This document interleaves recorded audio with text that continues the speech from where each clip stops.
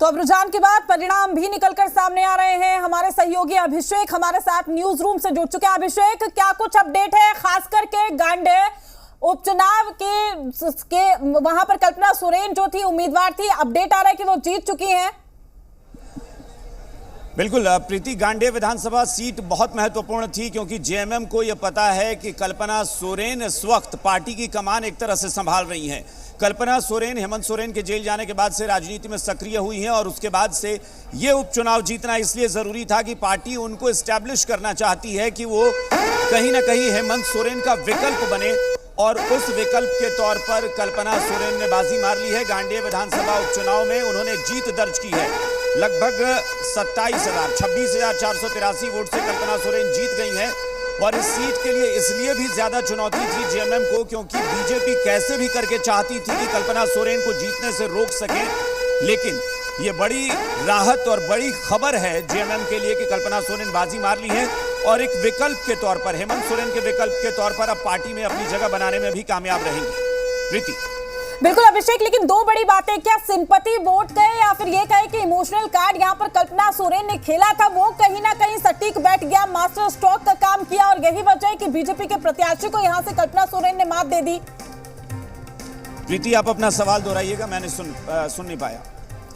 अभिषेक, कल्पना सोरेन ने जिस तरीके से कमान संभाली थी, इमोशनल कार्ड खेला था, ये कहे कि सिंपैथी वोट का यहाँ पर फायदा मिला कल्पना सोरेन को और यही वजह कि बीजेपी को के जो प्रत्याशी हैं उनको यहाँ पर हराने का काम किया कल्पना सोरेन ने। ये बात तो सही है प्रीति की कल्पना सोरेन ने जब से कमान संभाली है और जिस तरह से उन्होंने बहुत एग्रेसिव होकर प्रचार किया, क्योंकि राजनीति में बिल्कुल नई थी और कहते हैं कि राजनीति में अगर आप नए होते हैं और उसके बाद आपको ग्राउंड पर जाकर जनता के बीच जाकर जनसभाएं करनी होती है तो कई बार आप लड़खड़ा जाते हैं। कि कल्पना सोरेन ने गजब का नेतृत्व अपना दिखाया, गजब की लीडरशिप उनकी थी और बहुत एग्रेसिव मोड में उन्होंने कैंपेनिंग की थी।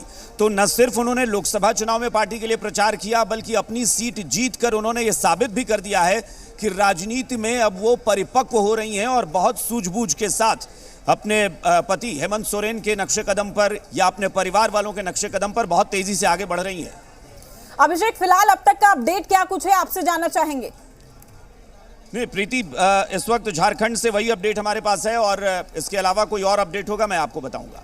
बिल्कुल अभिषेक, तो जिस तरीके से कल्पना सोरेन ने जीत हासिल की, ये न सिर्फ कल्पना सोरेन की जीत है बल्कि ये जेएमएम को मजबूती प्रदान करेगा। क्योंकि जैसे ही हेमंत सोरेन जेल गए थे उस वक्त ऐसा लग रहा था कि अब जेएमएम कमजोर होती दिख रही है, लेकिन अब जब कल्पना सोरेन ने जीत दर्ज की और जिस तरीके से वो चुनाव प्रचार करती नजर आई, जिस तरीके से वो लोगों को संबोधित करती नजर आई, एक कॉन्फिडेंस उनमें दिखता था और वो यहाँ पर काम आ गया। गांडे विधानसभा उपचुनाव में कल्पना सोरेन ने जीत हासिल कर ली है, इस वक्त की ये सबसे बड़ी खबर। और राहुल, कहीं ना कहीं देखिए झारखंड में इस साल जो है विधानसभा के चुनाव भी होने हैं, तो ऐसे में कल्पना सोरेन की यहाँ पर जीत होना कहीं ना कहीं पार्टी को एक नया मार्ग देती है और ऐसे में कहा जा सकता है कि पहला स्टेप, पहली सीढ़ी यहाँ पर जेएमएम ने तय कर ली है। कल्पना सोरेन फिलहाल जीत चुकी हैं, ये हम आपको अपडेट दे रहे हैं।